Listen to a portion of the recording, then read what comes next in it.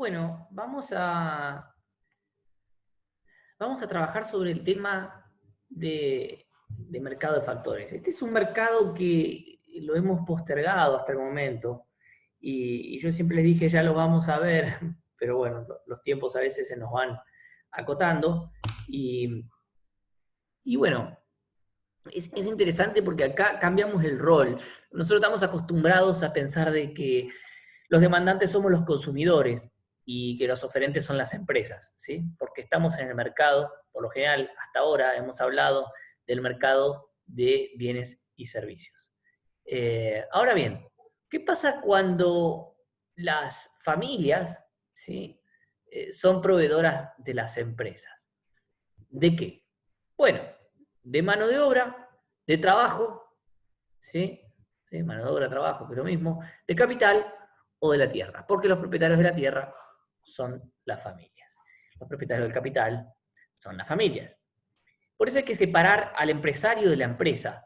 La empresa es una institución económica y productiva, ¿sí? Cuyo fin u objetivo es producir un bien o un servicio y venderlo para que una otra persona satisfaga sus necesidades. Y esas personas son las familias. Y este es el esquema de funcionamiento de los mercados. Fíjense que tenemos familias a la izquierda, empresas a la derecha, y tenemos dos mercados en los que operan, los que operan de la siguiente manera. Fíjense que recta, perdón, las curvas azules, las flechas azules, marcan los bienes que se mueven, ¿sí? El mercado serán los flujos de los bienes o servicios. Las empresas, por eso partimos del rectángulo de la empresa, le provee de bienes y servicios a través del mercado de productos a las familias. Y las familias, a cambio, entregan dinero, ¿sí? A las empresas para comprar eso. Este dinero que las familias entregan a las empresas es lo que llamamos ingreso total, lo que es el capítulo de la economía de la empresa. Eh, eso por un lado. Ahora, en el medio está el Estado. El Estado interviene eh, operando a través de impuestos y dando subsidios, poniendo limitaciones a los precios, como los precios máximos o precios mínimos que hemos visto. Otorga subsidios, interviene a través de tarifas en los mercados de servicios públicos, etc. ¿Sí? Pero está en el medio y aparte es quien norma las relaciones entre estos dos sectores. Luego abajo tenemos el mercado de factores. ¿Y el mercado de factores en qué consiste? Bien, es aquel ámbito en donde se comercia el producto, los productos o los fines comerciados consisten en el trabajo, la tierra y el capital. Y esos son los factores productivos que llamamos. Entonces, fíjense que las familias son las que lo proveen acá del bien material, de alguna manera. O material o inmaterial, porque también puede ser capital, es un concepto bastante amplio. Y además el trabajo también es un concepto inmaterial. Así que las familias le proveen de trabajo, es decir, la mano de obra, las familias son las que van a trabajar a las empresas, y también las familias son los empresarios, son los dueños del capital, que son propietarios de las empresas. Y le dan a las empresas los recursos, los factores suficientes para que pueda producir. ¿Sí? ¿Y las empresas qué le dan a cambio? Bueno, lo que llamamos la retribución de los factores productivos. ¿Sí? En esa línea roja, que es un flujo de dinero también, que va desde la empresa hasta las familias, vuelve en forma de dinero los salarios, el interés y el beneficio, que son las formas de remuneración de los factores productivos. Vámonos a la derecha, acá al recuadro de la derecha, y eso lo extraje del libro, y ahí dice la remuneración de los factores productivos. Y fíjense que la remuneración del trabajo se llama salario o sueldo, la remuneración del capital se llama interés, y la remuneración de la tierra se llama renta. Es una manera de denominarlo, para que lo sepan y puedan identificar conceptualmente de qué trata cada una de esas remuneraciones. Lo interesante acá es que la demanda en el mercado de factores, es decir, los demandantes acá son las empresas, ¿sí? Estamos hablando, vamos a concentrarnos en la parte inferior nomás de este gráfico, son demandantes, pero se dice que la demanda es una demanda derivada. ¿Derivada de qué? Es la pregunta. Derivada de el mercado de bienes y servicios, de alguna manera. ¿Por qué? Porque las empresas van a demandar determinada cantidad de trabajo, determinada cantidad de capital, en función de la demanda que tengan de los bienes que producen. Si yo quiero, me están demandando mucho del producto que yo vendo, voy a tener que contratar más gente para poder fabricarlo, ¿sí? Por eso se dice que es una demanda derivada.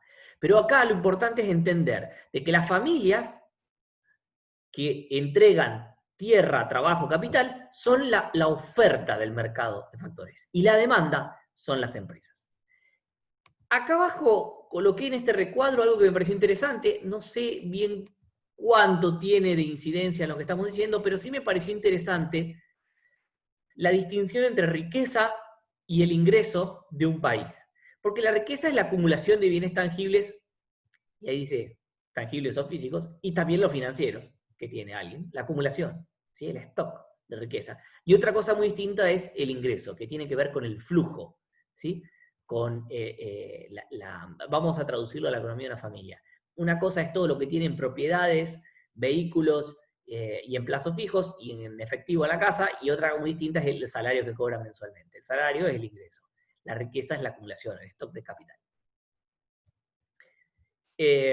Vamos a hablar un poquito del trabajo. Vamos a empezar hablando de trabajo y yo en la próxima clase, en el próximo video, hablaré de el capital y de la tierra, ¿sí? Pero el trabajo es el más complejo de todos estos recursos.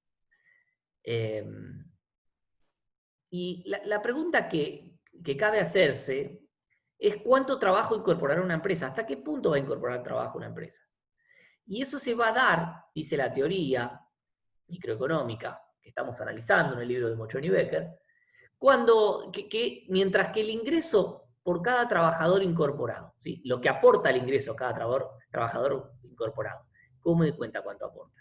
El precio del producto que yo vendo por la cantidad de bienes que me genera un nuevo trabajador, ¿sí? La productividad marginal de ese trabajador me da un ingreso total de ese trabajador que ingresó.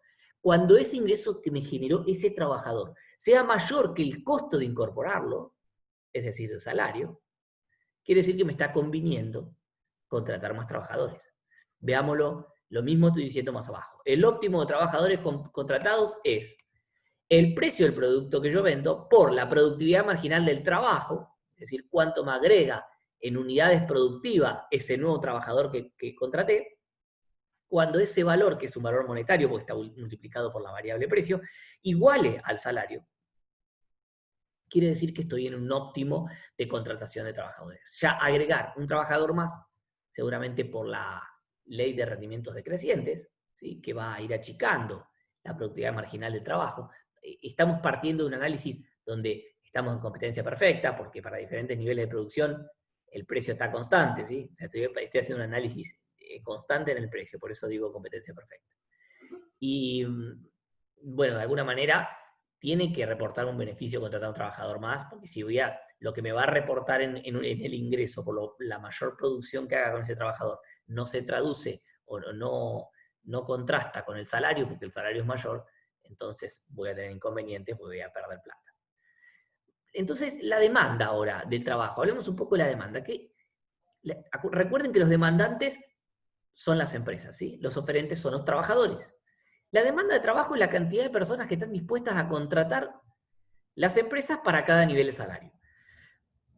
Tiene una pendiente negativa, ¿sí? Tiene una pendiente negativa, como toda curva de demanda, por eso tiene esa relación inversa, y sufre desplazamientos por estas dos razones principalmente. Por el cambio en el precio del producto que yo vendo, ojo, del producto, estamos hablando de mercado de bienes, y por cambios tecnológicos. Claro, si yo desarrollo o incorporo una maquinaria que es mucho más nueva, tecnológica, y desplaza mano de obra de trabajadores, puedo obviar a algunos trabajadores, y eso también va a desplazar la curva. En el caso de la oferta, vamos a separar dos tipos de análisis. Vamos a analizar la oferta del mercado y la oferta individual. Vamos a la oferta individual. Imagínense ustedes, ¿sí? Acá en su vida. La oferta individual de trabajo muestra la cantidad de horas que un individuo está dispuesto a dedicar actividades remuneradas en el mercado, según cuál sea el salario por hora. Bien, acá vamos a pararnos en un día de trabajo y vamos a ver las horas de trabajo que uno está dispuesto a trabajar en el día. Uno arranca a un determinado nivel de salario, tiene esta cantidad, está dispuesto, una persona, ¿no? Porque esta es individual, está dispuesto a trabajar esta cantidad de horas. A medida que el salario empieza a aumentar, yo estoy dispuesto a trabajar más horas. Pero va a llegar un momento, ¿sí? Fíjense que es como un boomerang esto, en que la curva se va a volver a inclinar hacia la izquierda. ¿Y por qué sucede esto? Porque va a llegar un momento en el cual el ocio, que por eso acá les coloco trabajar versus ocio, esas son las dos fuerzas que van a estar luchando, se va a volver más valioso que lo que me reporta por cada hora de trabajo en salario, ¿sí? El empresario. ¿Y eso, en qué reside esa vuelta que pega la curva en ese instante? Reside en una limitante que tiene el día, que es de 24 horas. Uno no puede, llega un momento que ya se vuelve imposible la necesidad de dormir, comer y recrear un rato en el día. Hace necesario y hace valer la hora de ocio mucho más. Es decir, que a medida que le aumento horas de trabajo y mi salario aumenta, también empieza a aumentar mi costo de oportunidad. ¿Cuál es mi costo de oportunidad? El valor del ocio. ¿Sí? Uno podría cuantificar el valor del ocio si midiendo el costo de oportunidad del ocio, que sería cuánto vale una hora de trabajo mía. Si a ustedes les preguntan, ¿salís a trabajar una hora por 100 pesos? O vamos a poner mejor, ¿por 1000 pesos? Sí, claro, obvio, 1000 pesos más, una hora. Bueno, si trabajás 2 horas, yo te doy 800 pesos por hora. Bueno, sí, está bien. Perdón, al revés, 1200 quise decir, 1200. Perfecto. Si trabajás 8 horas por día, yo te doy 2000 pesos por hora, o te llevas 2000 pesos, perdón, de salario acumulado. Llega un momento que la cantidad de horas se me está sobrepasando, yo necesito descansar, necesito recrear, y ya que me agregues una hora más por más salario, ya yo un momento que te voy a decir, no, ¿sabes qué? Necesito descansar, quiero hacer otras cosas, quiero usar el tiempo para gastar el salario, todo lo que ahorré o lo que yo gano en el salario, porque también disfruto de esa manera. Eso es algo muy económico, medir la satisfacción de la gente por la capacidad de consumo. Entonces, acá tenemos esta lucha entre trabajar, que genera mejora económica, versus el ocio, que me permite recrear, disfrutar y me da calidad de vida. Obviamente la mejora económica me permite tener un mejor ocio, pero tiene un equilibrio esto, ¿sí? Porque si me paso de trabajo no disfruto nunca, entonces ¿para qué estoy trabajando? ¿Sí? La curva de mercado, de oferta, fíjense que si bien es bastante inelástica, bastante vertical, no tiene esa vuelta y esa curva. Ese análisis lo dejamos ahí, no vamos a profundizar más, simplemente que es un mercado con una curva de oferta y demanda como ustedes ya conocen, con una oferta un poquito más inclinada.